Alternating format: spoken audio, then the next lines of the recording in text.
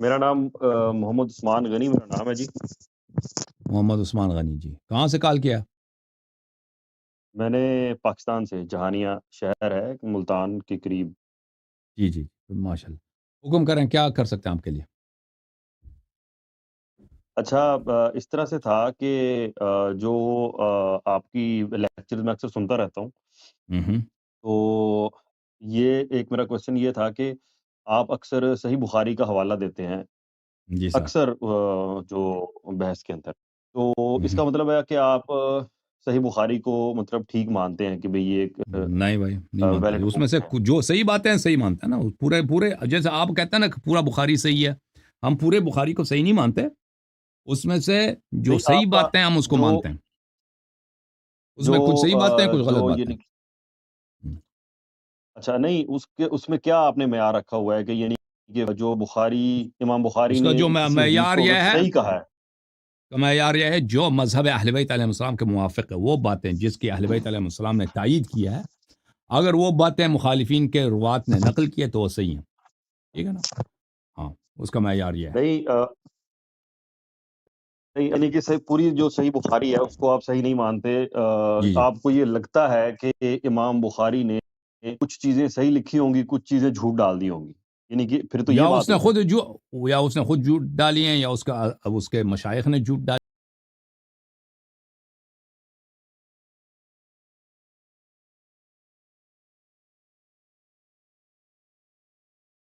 ہیں، یا تحریف کی ہیں، یا چینج کی ہیں۔ جی بالکل بالکل۔ اچھا، تو اگر یعنی کہ ایک جو حدیث ہے عشرہ مبشرہ والی، جو صحیح بخاری کے اشرا اندر مبشرہ موجود ہے، بخاری، 36، اشرا مبشرہ بخاری میں ہے؟ اچھا۔ جی جی 3674 بخاری ہوں کی حدیث ہے۔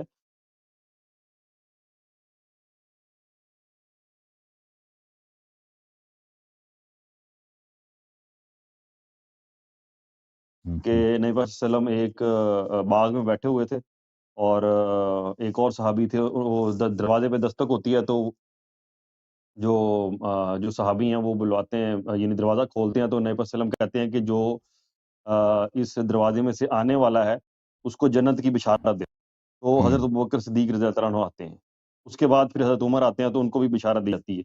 یہ بخاری کی 3674 نمبر حدیث ہے، ڈیٹیل میں ہے، میں یعنی شارٹ یہ بتا رہا ہوں، مدعا اس کے اندر یہی ہے کہ حضرت ابوبکر صدیق کو اور حضرت عمر رضی اللہ تعالیٰ عنہ کو نبی پاک صلی اللہ علیہ وسلم نے بشارت دی ہے جنت کی۔ تو پیغمبر قرآن کے مخالف کیسے بات کر سکتے ہیں جب قرآن نے کہہ دیا ان کے عمل حبط ہو چکی ہے؟ تو وہ کیسے وہ پیغمبر صلی اللہ علیہ وسلم کیسے قرآن کی مخالفت کر سکتے ہیں؟ یہ حدیث عشرہ مبشرہ کتاب سلیم میں ہے۔ کتاب سلیم میں جنگ جمل کے موقع پر امیر المؤمنین علیہ السلام نے زبیر سے کہہ دیا کہ یا زبیر سے یا طلحہ سے، میں بھول گیا ہوں، کہ کیا تم زبیر نے کہا کہ میں تو عشرہ مبشرہ میں سے ہوں، پیغمبر نے ہمیں جنت کی بشارت دی ہے۔ تو امیر المؤمنین علیہ السلام نے کہا کہ کیا اس میں سے میں بھی ہوں؟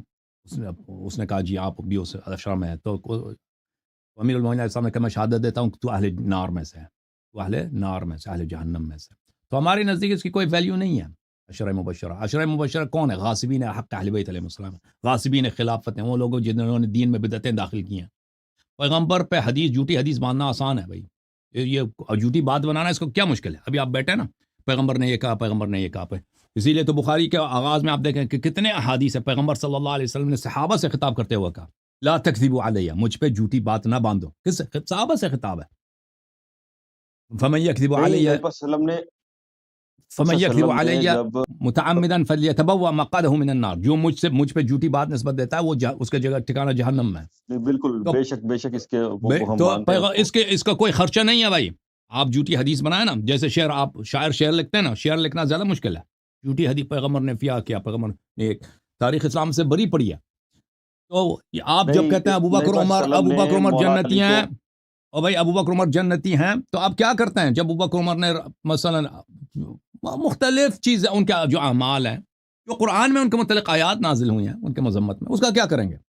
سورہ حجرات کا کیا کریں گے؟ نہیں جنگوں سے وہ باغیں تاریخ نہیں میں سب تھے کہ یہ مختلف جنگوں میں باغیں، اور جو جنگ میں باغ جاتا ہے اس کی قرآن کی آیت ہے کہ اس کی ٹھکانہ جہنم ہے، اس کا کیا کریں گے؟ نہیں جو جس طرح ایک مثال کے طور پر ایک حدیث ہے کہ بھئی جو شخص نماز جان بوجھ کر چھوڑ دیتا ہے تو اس نے کفر کیا. تو اگر مثال کے طور پر آپ کوئی ایک نماز نہیں پڑھتے اور شیطان غالب آ جاتا ہے، جان بوجھ کر چھوڑ دیتے ہیں مثال کے طور پہ، تو اس کا مطلب یہ ہے کہ آپ دائرہ اسلام سے خارج ہو گئے ہیں، آپ کی ہر چیز زیرو سے ملٹیپلائی ہوگی. یہ ایک محاورتاً بات ہوتی ہے کہ بھئی وہ بندہ یہ عمل کرنا کفر ہے، ٹھیک ہو گیا. یہ نہیں ہوتا کہ بھئی وہ بندہ ہر بالکل اس کی اگر مجھے نہیں پتا دیکھیں آپ کو اگر زیادہ وہ ایک علم ہے. میں شخص حلال سمجھ کے قرآن وہ نماز ترک کر دیتا ہے، وہ کافر ہوتا ہے، وہ کافر ہوتا ہے. لیکن جو شخص اس کو گناہ سمجھ کے نماز کو گناہ سمجھتا ہے لیکن اس کو ترک کرتا ہے، نماز نہیں پڑھتا، وہ عملاً اس کا ایمان نہیں ہے لیکن وہ مسلمان ہے، ظاہر میں مسلمان ہے لیکن اس کا عمل جو ہے کفر والا ہے. اوکے، اس کا یہ ہے. نہیں وہی میں کہہ رہا لیکن ہوں جو کہ شخص صحابہ تارک اکرام نماز ہے، اور تارک نماز اس لیے ہے کہ وہ نماز کو واجب ہی نہیں سمجھتا، وہ بلا شک ریب کافر ہے. اوکے، میں اللہ یاری صاحب میں وہی اسی بات کو میں کنٹینیو کر رہا ہوں کہ نبی صلی اللہ علیہ وسلم نے خطبہ حجۃ الوداع جب دیا تو یہ بات مطلب بتائی کہ میں دو چیزیں چھوڑے جا رہا ہوں آپ لوگوں میں، ایک قرآن ہے اور دوسری اہل بیت ہے. اور ایک اور جگہ پر یہ آتا ہے کہ قرآن اور سنت ہے. وہ ٹھیک ہو نہیں ہے، گیا. وہ ضعیف ہے. اسی قرآن سنت والی حدیث وہ قرآن سنت ہے، سنت کو قرآن سنت، وہ کون سی سنت؟ سنت کوئی مدون تھی؟ سنت کی کوئی کتاب تھی اس زمانے میں؟ میں وہی کہہ رہا سنت ہوں کہ چھوڑ پھر کے وہ جا رہے سنت ہم کہاں. ہیں. وہ سنت کا رسول صلی اللہ علیہ وسلم کی سنت واجب الاتباع ہے، میں نہیں کہتا واجب الاتباع ہے، لیکن یہ کہنا کہ پیغمبر صلی اللہ علیہ وسلم نے سنت کو چھوڑا ہے ہمارے لیے، قرآن اور سنت کو چھوڑا ہے، یہ حدیث ثقلین کے مقابلے میں یہ حدیث ضعیف ہے. آپ کے کتب میں بھی یہ کسی صحیح سند کے ساتھ منقول نہیں ہے. اوکے، نہیں کتب حدیث ہماری تو پھر ثقلین آپ کی مانتے ہی نہیں نا. کتاب قرآن اور اہل بیت بخاری کو چھوڑ کے گیا ہوں، یہ متواتر ہے، یہ متواتر ہے.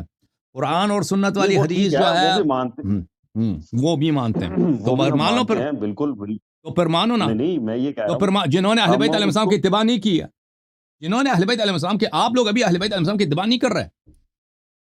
آپ کس کی اتباع کرتے ہو؟ ابو بکر عمر صحابہ کی اتباع کرتے ہو، اور ابو حنیفہ فلان کی اتباع کرتے ہو، اہل بیت علیہ السلام کی اتباع نہیں کر رہے. تو ابھی ان کے کوئی حدیث اگر آ گئی بھائی کہ علی علیہ السلام نے بھی فلان حدیث روایت کی، وہ راوی کے طور پہ، وہ راوی تو بہت ہے دنیا میں، سفیان ثوری بھی راوی ہے، ابو بحریہ بھی راوی ہے، اتنے راوی، ابو ہریرہ بھی راوی ہے، راوی تو بہت زیادہ ہیں. اتباع نہیں کرتے آپ لوگ، کہتے ہیں مانتے ہو. کہاں مانتے ہو؟ جب پیغمبر نے کہا کہ میں نہیں یہ تمہارے تو درمیان چھوڑ کے جا رہا ہوں، یعنی حجت کے طور پر واجب الاتباع قرآن اور اہل بیت علیہ السلام، تم اس راستے سے منحرف ہو، یہ واضح بات ہے. تم کہاں نہیں اہل بیت پھر علیہ السلام کی دلائل اتباع کرتے ہو؟ کہتے ہیں ہم مانتے ہیں. میری نہیں مانتے میری نا. نہیں میری عرض سنیں نا. اگر ہم کوئی دلائل دیں گے تو ظاہری بات ہے ہم اپنی کسی نہ کسی بک سے دیں گے نا.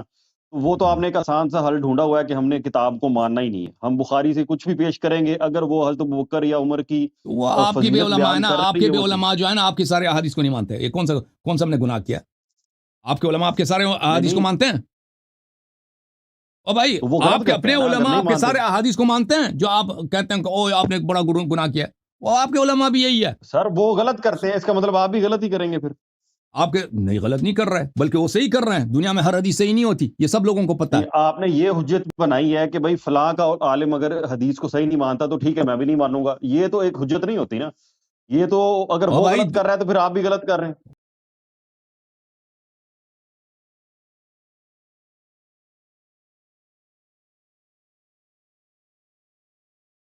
یہ غلط نہیں، یہ صحیح ہے، یہ بالکل صحیح ہے کہ ہم کہہ دیں کہ دنیا میں ہر حدیث، کیونکہ پیغمبر نے جب خود کہہ دیا کہ مجھ پہ جھوٹی بات نسبت نہ دو، جو مجھ پہ جھوٹ باندھتا ہے وہ اس کے اچھا ٹھکانہ جہنم ہے. یعنی چلیں پیغمبر اس صلی بات پہ اللہ آ علیہ وسلم جاتے سے ہیں. جھوٹی بات نسبت دینا ممکن ہے.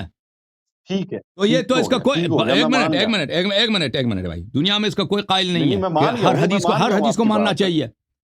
آپ شیعوں کے اس لیے نہیں پکڑ کے نہیں میں بیٹھیں کہ صحیح ہے، میں آپ کی بات مان گیا ہوں. ہماری ہر سب حدیث احادیث کو مان لو. اور بھائی آپ کے اپنے علماء آپ کے سارے احادیث کو نہیں مانتے تو ہم کیوں مان لیں؟ سر میری یار سنیں نا. میں پھر آپ سے کہتے ہو ایگری کہ کر وہ گیا غلط کر کہ رہے ہیں، وہ غلط بھئی نہیں کر ہر رہے، وہ صحیح حدیث. کر رہے ہیں، وہ صحیح کر رہے ہیں.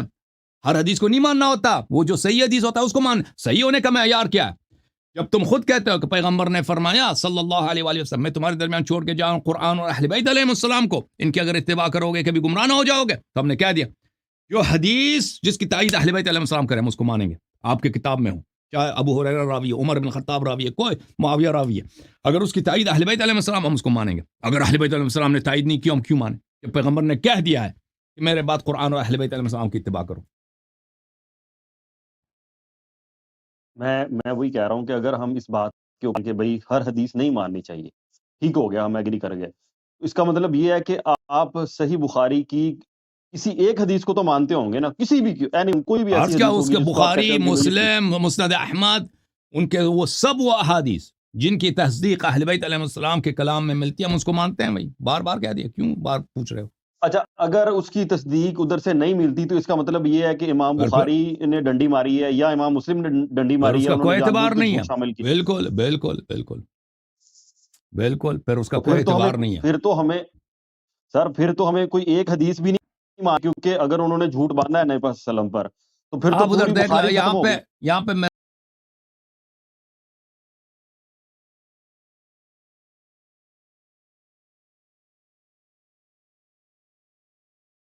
میرا ایک تقریر ہے، ایک سیریز ہے حضرت زہرا سلام اللہ علیہا کے گھر پہ حملہ، اس کے پہلے دو حلقات جو ہیں نا اس میں جماعت عمریہ کے حدیث سے متعلق ہے، الامساک عما شجر بین الصحابہ، آپ کے محدثین ان کا کیا طریقہ کار تھا، وہاں پہ آپ دیکھ لیں کہ آپ کے حدیث کے فلٹروں سے گزر گئی ہیں، اس میں نے کچھ اشارے کیے ہیں، وہ میں نے تفصیل سے بات نہیں کی ہے، اس میں صرف اسی قاعدے کے بنا پر الامساک عما شجر بین الصحابہ اس کے متعلق میں نے بات کی، اس کو آپ دیکھ لیں۔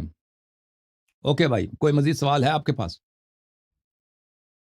یہ سوال تو میرا صرف اسی پہ تھا کہ کون سی اور ہمیں بخاری اگر عام ایک اتنا عام اچھا تھا، انسان کو اور بھائی کیسے صاحب بخاری آپ کے محدثین اتنے اچھے تھے، وہ اہل بیت علیہ السلام کی اتباع کیوں نہیں؟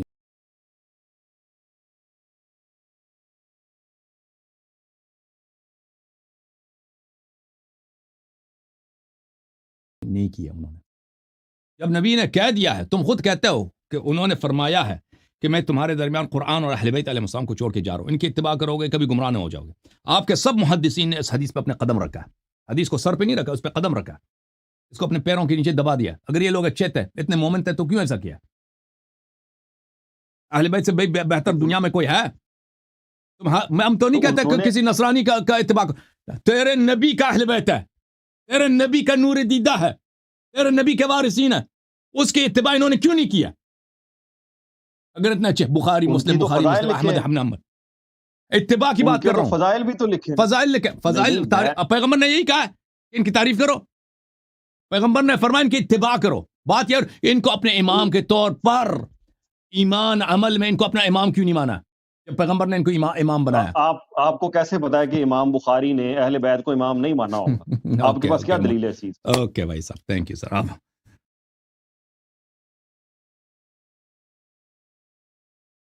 آپ کے پاس ہم جانتے ہیں کہ یہ نہیں مانتے تھے، اتباع نہیں کرتے تھے، اگر کرتے تھے تو شیعہ ہوتے تھے، شیعوں کا قصور ہی یہی ہے، کیسے روافظ کا قصور ہی یہی ہے کہ اہل بیت علیہ السلام کا اپنا امام مانتے ہیں، کہتے ہیں کہاں سے پتا کہ بخاری اہل بیت علیہ السلام کا اپنا امام نہیں مانتے تھے؟ نہیں، اب اگر جواب آپ کے پاس کوئی نہیں ہے تو آپ پھر نقلیں اتار رہے بھائی، ہیں۔ وہ سر کیا آپ کہتے ہیں اس کو کے پاس نہیں اردو ہے تو زبان میں، پھر اردو زبان میں جوک کو کیا بولتے ہیں؟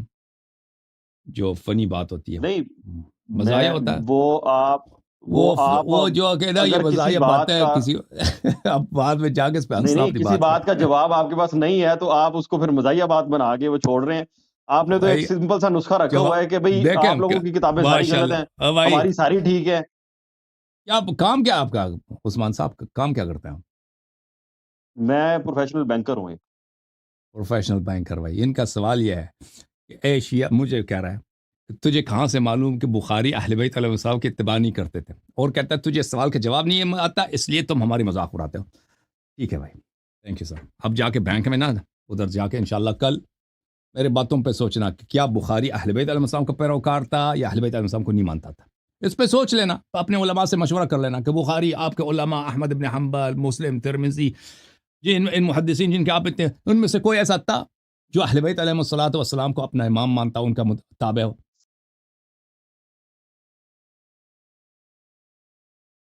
بالکل مانتا تھا۔ وہ مانتا تھا بالکل۔ آپ ٹھیک ہے بھائی، ٹھیک ہے، آپ صحیح کہہ رہے ہیں۔ اب آپ جا کے سوچ لیں اس مسئلے پر، پھر اس کے دلائل اگلے ہفتے ہمارے پاس لے کے آئیں